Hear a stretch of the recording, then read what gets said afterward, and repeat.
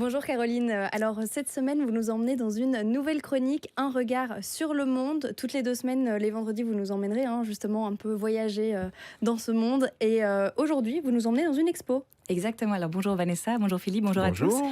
Aujourd'hui, effectivement, je vais vous emmener découvrir une expo, mais de manière générale, on parlera d'un événement culturel toutes les 2 semaines. Parfois, on partira en voyage aussi, à travers la plume d'un reporter. Ça pourra être aussi à travers l'œil d'un photographe, l'œil d'un réalisateur. Donc cette fois-ci, je vous emmène effectivement... C'est reporter et photographe cette fois-ci. Hein. Exactement, c'est les deux ensemble. Ouais. Alors ce matin, j'avais envie de vous parler du travail de 2 collègues journalistes, Christophe Lamfaloussi, qui est grand reporter à la Libre Belgique, et Johanna Tessière, qui est photojournaliste. Alors tous deux rentrent d'un territoire extrêmement difficile d'accès, puisqu'ils reviennent du Mont Sinjar, dans le nord de l'Irak. Ils n'en sont pas à leur premier voyage. Il faut savoir aussi qu'ils ont déjà fait 5 voyages en 9 ans.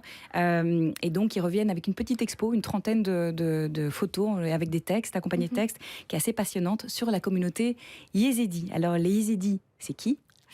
Bonne question, vous en avez peut-être déjà entendu parler. C'est un nom qu'on a quand même déjà entendu depuis les problèmes avec Daesh en Irak et en Syrie, sûr. parce que voilà, on sait que ça s'est mal passé. Donc, Mais c'est bien de le rappeler quand même. c'est bien de rappeler qui ils sont et de revenir ouais. un peu à la source. Tout à fait. Alors il y a leur porte-voix surtout qui est évidemment fameuse, vu qu'elle a reçu le prix Nobel de la paix en 2018. C'est la yézidi Nadia Mourad, qui est aussi la protégée d'Amal Clooney, bien connue parce qu'elle est aussi l'épouse du fameux Georges, et elle est aussi grande avocate internationale. Alors les yézidis, c'est une communauté de 800 000 personnes qui sont kurdophones, qui vivaient principalement en Irak avant 2014, mais en août de cette année-là.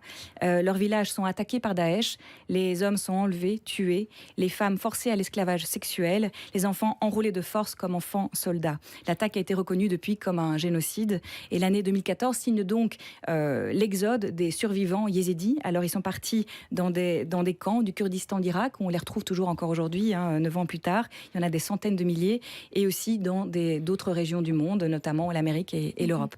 Ils se sont fait persécuter, mais persécuter pourquoi ? À cause de leur religion peut-être ? Ben oui, en gros, les djihadistes leur reprochent en fait de ne pas avoir de texte saint, d'être des adorateurs du diable. Les yézidis prient tournés vers le soleil, ils ont leur propre religion, leurs temples sont décorés de statues de serpents, ils pratiquent des rites avec le feu, et ils ont d'autres coutumes étranges, par exemple l'interdiction de manger de la laitue ou de porter la couleur bleue. Voilà. Mais pour en savoir plus, il faut surtout aller visiter cette expo.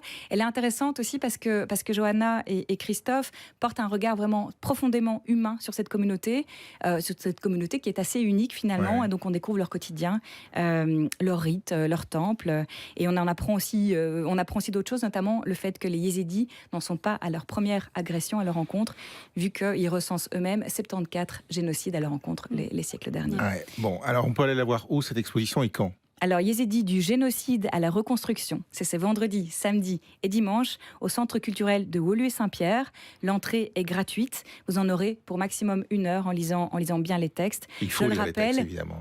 Il faut lire les textes. Et puis, je le rappelle surtout, en fait, c'est un reportage extrêmement rare. Donc, ils reviennent vraiment tous les deux d'une zone extrêmement dangereuse. Et d'ailleurs, tous les deux ont été expulsés d'Irak, il faut peut-être le dire, pendant leur reportage. Ouais. Alors, Caroline, vous allez finir vos chroniques par un chiffre ou par un événement qui surprend. Cette fois-ci, c'est quoi ? Alors devinez ce que représente le chiffre 5000. C'est le nombre de yézidis qui ont trouvé l'asile en Belgique. La plus grosse communauté vit à Liège, où ils se retrouvent généralement dans un centre culturel qu'on a mis à leur disposition pour les funérailles, pour les mariages et d'autres fêtes religieuses. Mais vous en saurez plus si vous allez visiter l'expo avant dimanche 18h. Et voilà, on a 3 jours pour aller visiter cette expo donc à Woluwe-Saint-Lambert. C'est avenue Charles Tielemans à Woluwe-Saint-Pierre, c'est à Bruxelles. Woluwe-Saint-Pierre, j'ai bien dit. Woluwe-Saint-Pierre, c'est bien ça. Merci Caroline, à bientôt. Merci aussi. Merci Caroline.